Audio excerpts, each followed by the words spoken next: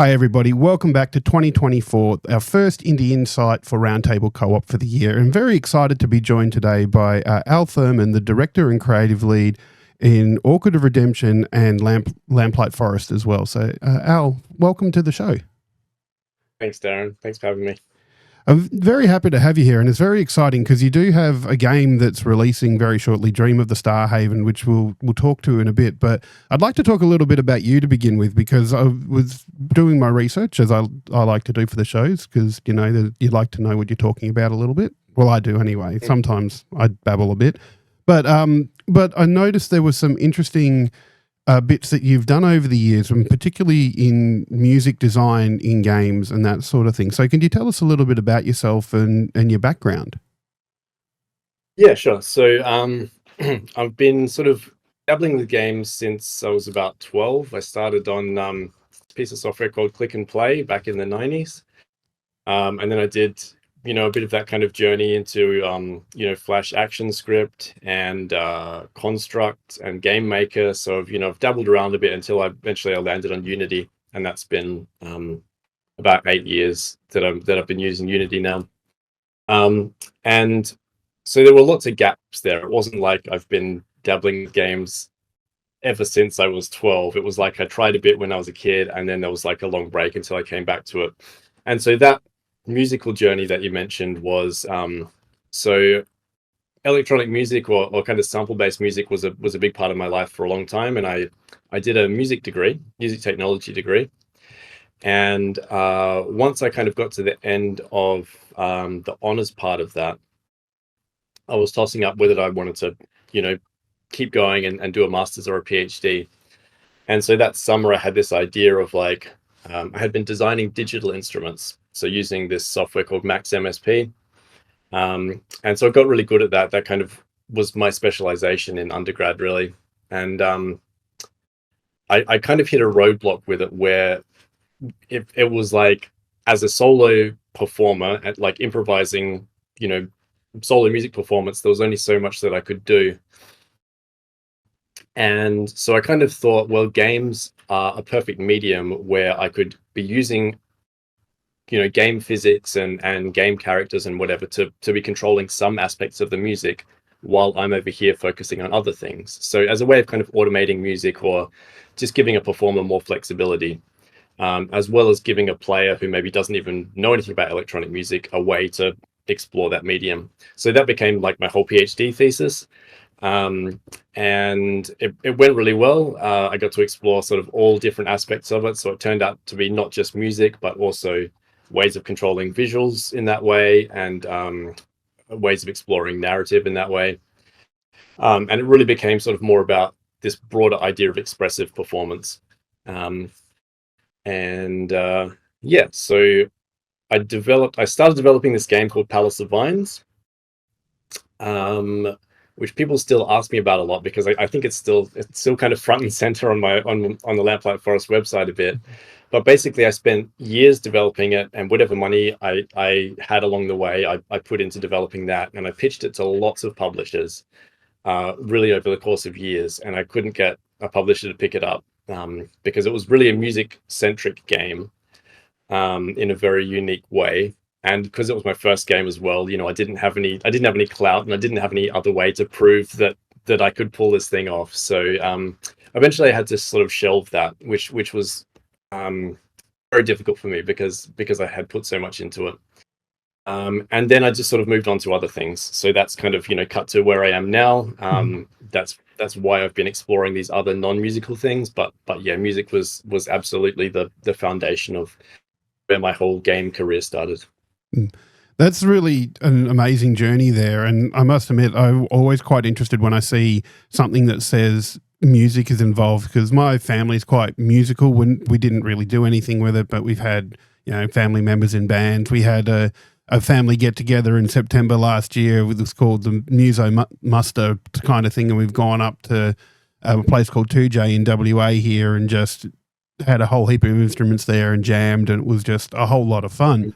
But I also really enjoy seeing how music gets implemented in games. And I'm a big fan of rhythm games. Rock Band 4, unfortunately, is closed. Well, stopping DLC, not closing, but But even stuff like Metal Hellsinger and how that implemented music, and how games like Hi-Fi Rush and how they have used music. And I'm always interested to see how that technology can be used to better games. And I'm always super keen to see stuff like this patent that you've got about the innovative techniques for expressive musical gameplay.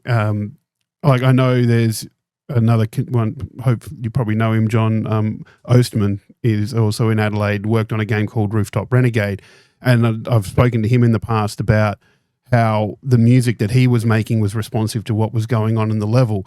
So is that kind of what you're talking about in your patent, or is it a bit more intricate than that?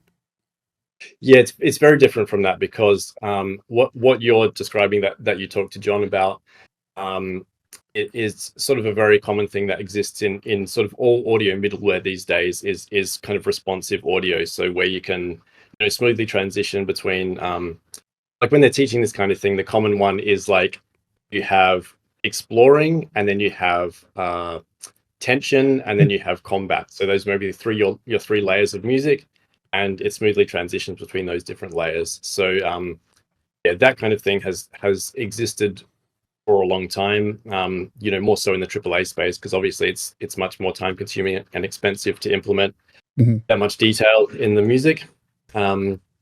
So my research that led into the patent, I basically started from, as you say, the foundation of rhythm games, and said, okay, if this is what most musical gameplay is about. And so I don't mean games that have responsive music. I mean where the gameplay is, the music is the focus of the gameplay, like the player is really interacting very directly with the music. So rhythm games were kind of like, okay, that's the foundation of what I'm not going to do, because it's already been done a lot. And even this was 6 or 7 years ago, was longer than I actually started it. But rhythm games have been around for a long time, and since the 90s, really, they were the first sort of basic rhythm games, and the format hasn't changed all that much. It's sort of just been polished over the years. Latest iteration of plastic instruments that you can get. Yeah. Even for me, like Parappa the Rapper, if you know that one on PlayStation 1, it was like a rapping rhythm game. That was my first experience with rhythm games. So I kind of said, okay, like that's not what I'm exploring. So what's the next step after that? And as I said, I'd come from this background of improvised performance. So that means, a lot of like tweaking the dials and effects chains and all that kind of thing. So that's what I was really interested in implementing. So what it boiled down to, it's the patent covered like a lot. So I can't go into like a lot of detail about all, because it would just take too long. But the gist of it was that, because I wanted it to be like legible to the average person what was happening, I basically tied it to player characters. So you could kind of just like, you're in a game world, like in third person, you can spawn as many player characters as you want, and you click on a player character and you move that one around, and then you can click on another one and move that around. And then what you do is you can put in audio generating objects, which could be like a synthesizer object or a sampler object, and then you can attach effects to any of those things, build up effects chains, and you can attach basically any parameter at all to a character. So you could have a character like moving closer and further away to a synthesizer object, and make that open and close a filter on that synthesizer, for example. And so basically, once you start extrapolating that idea, you can be doing everything just purely by the movement of characters or the movement of like physics-based game objects. So that's kind of the nutshell version of how it works. And it's not tied to any particular thing. Like it's really just a technology or a way of implementing technology that could be used in any number of games or applications or whatever.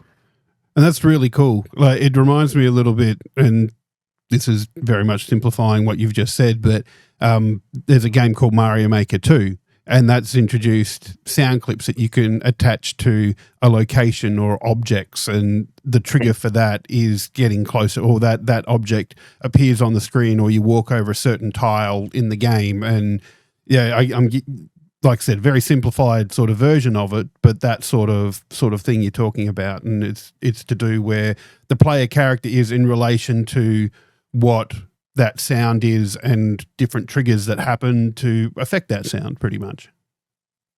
Yeah, exactly. Yeah, that's the most basic kind of implementation of it is basically like switching a sound on or off, and then you can sort of go from there. And in terms of like gradations of, like I said, opening a filter on and off, or applying distortion, or anything else like that. So I just want to go back a little bit and just touch on some games that may have inspired you on this journey. Like you mentioned Parappa the Rapper. I was more a Nintendo guy, so I didn't really get into that sort of stuff. But I do remember the GameCube, there was a game called Donkey Konga, which came with a set of bongos, and it was basically an early version of like Guitar Hero or whatnot, where you hit the left bongo or right bongo or both, or it had a microphone in it for a clap. And I absolutely loved that. So, but I wanted to ask you, what were some of your early favorite of those rhythm-based games? Well, I actually had the bongos, but there were two, and I can never remember which is which. There was Donkey Konga and Donkey Kong Jungle Beat, I think. And one of them was actually a platform game that you played with the bongos. Yeah, that was Jungle Beat. Yeah, I've still got that one. I've got the drums out in my collection here. It's great. Yeah. So I had that, and so that's obviously then that one's not a rhythm game. It's really just a platformer. But I thought that was amazing. I loved that. And that's actually I got the bongos just because I wanted to try that out. But I didn't play Donkey Konga. Because I kind of saw that and was like, I get the gist of I know what the bot kind of thing that is. But in terms of rhythm games, I mean, I referenced a lot in my PhD research, so I had to know what they were, or what the important ones were at least. But in terms of like Guitar Hero and stuff like that, I never really played Guitar Hero or SingStar. I would even, it's not maybe not technically a rhythm game, but it's in that similar kind of area. So I never played any of those franchises. I had Parappa and I played that a bit. Res was another one, which is like Res, everything is quantized to the beat in the gameplay. Do you know Res? I'm not aware of that one, no. So that was I think PlayStation 1 or PlayStation 2 game, and it was basically like a rail shooter. So like Star Fox or Panzer Dragoon or something like that.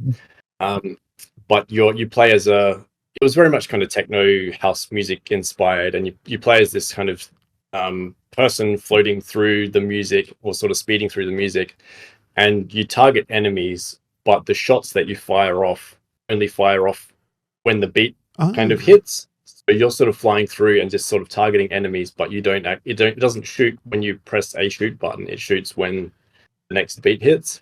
So every single sound event in the game is all quantized to the beat of the music that's playing at the time.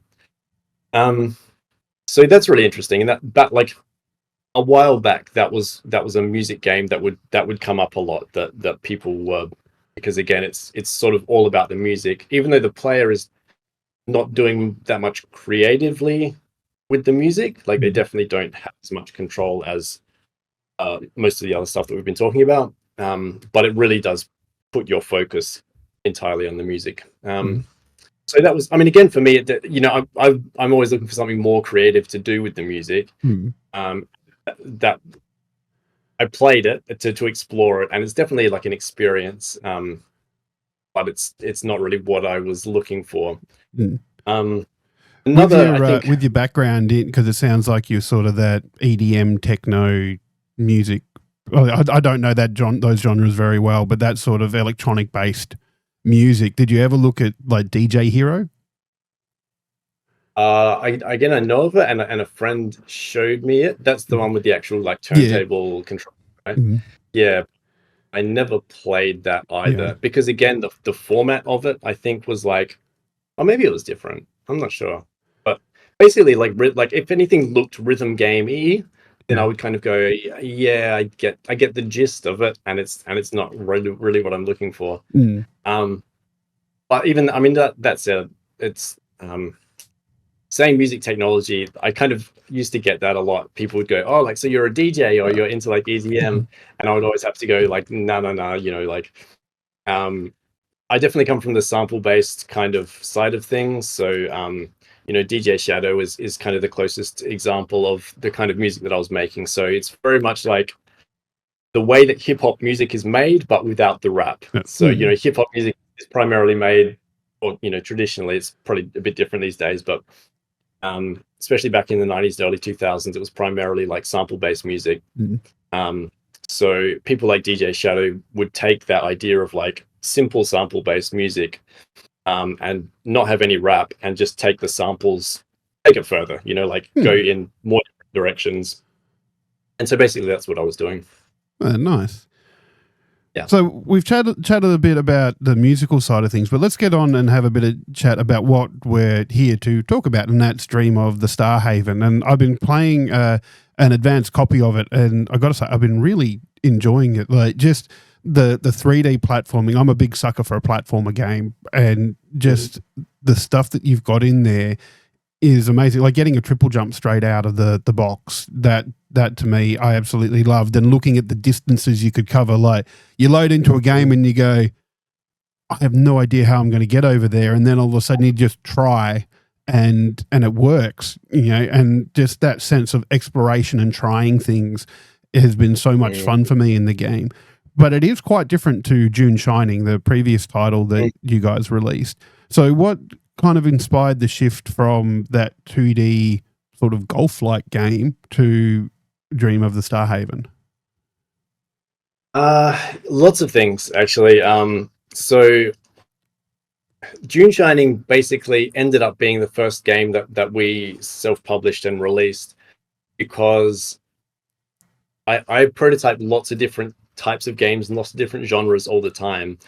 And when I decided that I was going to self-publish something and make it small, June Shining was the simplest out of all my prototypes that I had. So I'm like, okay, this is a game that I can do in a relatively short space of time. It was only meant to be like maybe 3 months long or something. It ended up being 2 years, as happens with games a lot. Yeah, it wasn't that I was dying to make a golf game or something. I mean, I love how it turned out. It didn't find an audience, unfortunately, or not much of an audience. But I'm still very proud of what it is. But there's definitely a lot of my other prototypes and things that I'm pitching around at the moment, which are much more like this is something that I'm deeply passionate about and have been for a long time. But that changes all the time. It changes with age and tastes as well. So basically, yeah, we made June Shining. So two of the key things were that it blew out of scope completely. So I was like, okay, I need something that I can more easily keep simple. And the second thing was that it was way too hard. We had so many people play through the like the tutorial, like what we call the qualifier stage, and go, oh yeah, this game is cool, it's fun. And then they would get about 3 levels in, and there was this one particular level where I saw it happen with so many streamers. They would be having fun and they would hit this level, and then it would just, they were just like, what is this game doing to me? It just became so sort of punishing so fast. It's a lot of developers talk about this of having that thing where your difficulty ramp is going up gradually and then just bang, you hit a wall. And I just kind of sat with it to see if it would be that, or if I should fix it. And in the end, the rest of the game after that was so difficult as well that I couldn't fix this part of the difficulty ramp without changing the whole rest of the game. So I was just like, no, that's just what the game is. It's just a it is hard what game. it is now. Yeah. So so part of the intention with Starhaven was to like, okay, I'm gonna keep it simple, keep it more accessible. I'm not gonna keep piling on things so it gets out of scope. And the basic mechanic of getting around the world. Like obviously it's a much more dynamic game than Dune Shining because of the golf nature of Dune Shining. There's a lot of kind of start stop, and it's much slower paced. Whereas this one, you know, Starhaven, you can just keep moving and keep exploring, and it's very non-linear, so you can sort of explore wherever you want. So all of those things made it more instantly accessible. I knew even from when I had like a white box prototype of it, it just felt fun to move around the space. So I knew, so I already knew from that point, okay, I'll just make sure that I'm not piling on mechanics, because this sort of speaks for itself. And certainly in the last few weeks that we've had, you know, we've opened it up to content creators, and I've seen a bunch of people playing it. That has definitely been what people are seeing. You know, for me, there's like a lot of holes in it because it's early access. There's a lot of sort of unfinished or unpolished stuff, and people are sort of just happily ignoring that stuff because they're having a great time just exploring the world. And like you say, like there's something about the triple jump, the giant leap kind of aspect of it, where it's not as clear as like in a 2D platformer where you can play a few levels and go, okay, I know how high I can jump. And I've pretty much, especially for someone, you know, if you've been playing games for a few decades, you've got that sort of, those kind of game physics internalized. Whereas with this, I'm still playing levels myself and going, I'm not even sure if I can make that, you know, like, let's see. And I've even watched a few other people play some levels, and they've done something in a way that I didn't know that it was possible to do it that way.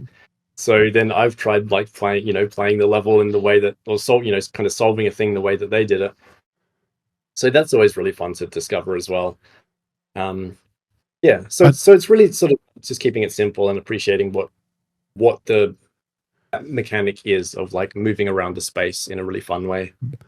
I know myself when the change of gravity puzzles first start coming into the game, I remember looking at that and going, I'm not quite sure where to go now, so I'm just jumping wherever, just like ending up on the bottom of islands that are still, well, now they're kind of mountains with the way they're designed, and working out, okay, where do I go next, and trying to get to the thing you need to collect. And it is a lot of fun. Even the hub world, like I played through it. I played through I think the four or five levels that are in the game at the moment. I thought, oh, that's cool. I'm kind of done with it now. And I went back and was playing it again last night, and I found the challenge level, and I found another level, and it's just hidden in the overworld, and it's just like, okay, well, I need to spend more time with this, obviously, because I didn't even realize that those were there. And it's that fun of the exploration and finding where everything is. And I've just been having such a great time with it. And even the challenge level,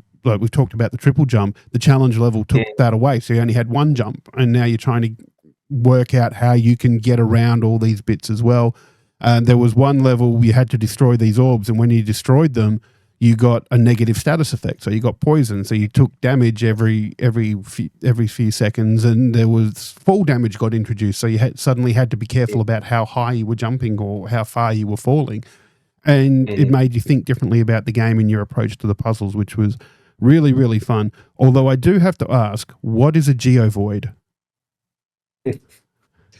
Well, so actually, at a certain stage in the development, as a way of keeping the assets that I was going to use for enemies simple, I had this idea of just having these sort of geometric enemies that would have bits that orbit around each other and that kind of thing, and they would all just be kind of like black, so sort of just black gems that have these different orbital patterns, and they would just all be basic geometric shapes.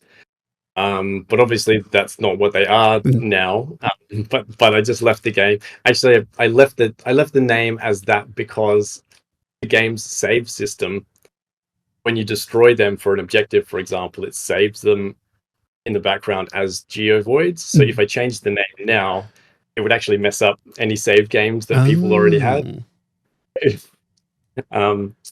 I might end up changing it like later down the track and adapting some of the save system code for it, but I don't know, it might just be one of those weird things that has a strange technical backstory, and the name will stick. I don't know. Yeah. Yeah, it is. It is quite fun finding those different things and finding the shards that are in there as well. So I don't think we've mentioned yet. This is releasing on the 25th of January, and it's free. Steam Early Access, so you can pick it up and just play it and enjoy it and just see how it goes. But being in early access, do you have any plans or ideas for the future of Dream of the Starhaven? Yeah, so as a free game, we're just really hoping to attract in a community of people and get them, offering feedback if they want to do that and tell us what they like and what they don't like. And we've had a bit of that already. Like I was saying to you before, with the difficulty, especially, we've had some people say it's too easy, and some people say the easy mode shouldn't be in there because it's just way too easy. And some people just quietly, I love the easy mode because I fell down a lot, and having all my collectibles saved was a godsend. Yeah. I can imagine. I mean, I've seen other people sort of have that experience, and so I think that, I mean, the easy mode is going to stay. It's definitely not going to get taken out of the game. So yeah, I can see that the frustration of it. If it wasn't in there, it would just be too intense for some people. But yeah, that said, I mean, I'm a big fan of roguelikes, and this game obviously is not a roguelike in the sense of procedural generation and that kind of thing. But I am working on a master mode, which is basically permadeath. So yeah, so it's basically like a high stakes version. I don't think I'm going to crank up the difficulty in terms of the enemies or anything, because it's already sort of difficult enough. But the gist is that, yeah, you only have one life. If you die, you lose all your progress, all your items, and everything. So obviously that's not going to be for all players. But for players who have sort of mastered the game already and want a bit more of a challenge, then that's going to be like that high stakes kind of thing. So that'll be there. Yeah, I have a to-do list of kind of fun things. So you were kind of saying before, or maybe you mentioned it anyway. The starbursts are like the secret collectibles in the game, and so those are modeled on sort of the Mario 64 structure of any level that you go into. You can take a look at the starbursts that exist in that level, and it gives you sort of a one phrase snippet of what you can do to earn each starburst. So there's like mini objectives. So that's where I'm going to sort of have a lot of freedom to play around with different objectives and mini games and that kind of thing. As I said, I'm going to be careful not to blow it out of scope or anything. But yeah, that's where I can have, we can have existing levels where, you just collect the stars and that's how you complete the level. And then anything interesting that I want to try within that, I can add into those objectives. And then, as you said, the challenge levels as well. I've got a bunch of fun stuff planned for those. And it's just like a handful of things that I'm going to do. But so, for example, I've got a 6 degrees of freedom mechanic. So if like Descent and any of those kind of games where you have like full, 6 degrees of freedom movement, I'm going to explore that in a few of those challenge levels as well. Oh, nice. Yeah, so that's the roadmap, and then we'll see what the feedback is from what players are wanting as well. Has the idea of maybe a map editor come into your mind? And admittedly, if you do something like that, then you've got to have a server to store it on, which costs money and all that sort of stuff. But even if if there was a way to download them or something like that, sorry, I'm getting ahead now, because like I feel that like this could be quite good if you've got a community that's really committed and interested in Dream of the Starhaven. That could be a way of getting them more involved as well. Yeah, absolutely. Yeah, I mean, I know that user generated content is such a huge thing these days. As a solo developer, it's pretty tricky in a lot of ways. I mean, Starhaven is not it's not a grid-based game. So that means that creating a level editor is a challenge, because a player can't just sort of fill in tiles on a grid, like in Mario Maker, for example, where you're just literally drawing tiles onto a grid. It's obviously much easier to create a level editor to do that. So figuring out a way to do that and an interface for a player to be able to do that in a 3D space is another challenge on top of that. And then, like you say, the server space and that kind of thing. So recently, someone asked me. I'm working on another game called Afterlight Fades, which is a grid-based Sokoban puzzler. And one of my playtesters asked me about. They said that they wanted to have a go at designing their own levels. So yeah, I said I'll look into it. I talked to. So there's a Steam game called I Want a Maker, which is it's like a Mario. It's like a free Mario Maker, basically. So I got in touch with those guys and asked them what their setup was. And they basically said that there are some people who do it directly through Steam, so they don't actually need to pay for their own servers. But it's a bit less user friendly for the player when it's done that way. So the I Want to Maker guys do have their own servers, and they said it's not actually particularly expensive, but obviously you need someone then to do all the technical stuff to set all that stuff up, and that's not within my realms of experience at all. So I don't think I'd be able to do that. But I mean, yeah, it comes up more and more these days, like people asking about user generated content. So I think it's something I'll eventually have to delve into, but probably not for a solo project like this. And like you say, it's not just a simple, here's your map editor, go play. It takes a lot of work to be able to set that up and maintain it as well. So yeah, nice thing to have, but obviously not expected. But what is expected is having a good time in Dream of the Starhaven. Very fun. Like I said, releasing on January 25th, free Steam early access. Go grab it. It is a bunch of fun. You'll have so much of a good time just exploring the level. Al, thank you so much for joining me today. It's been a pleasure to have you. Yeah, thank you. Great chatting with you.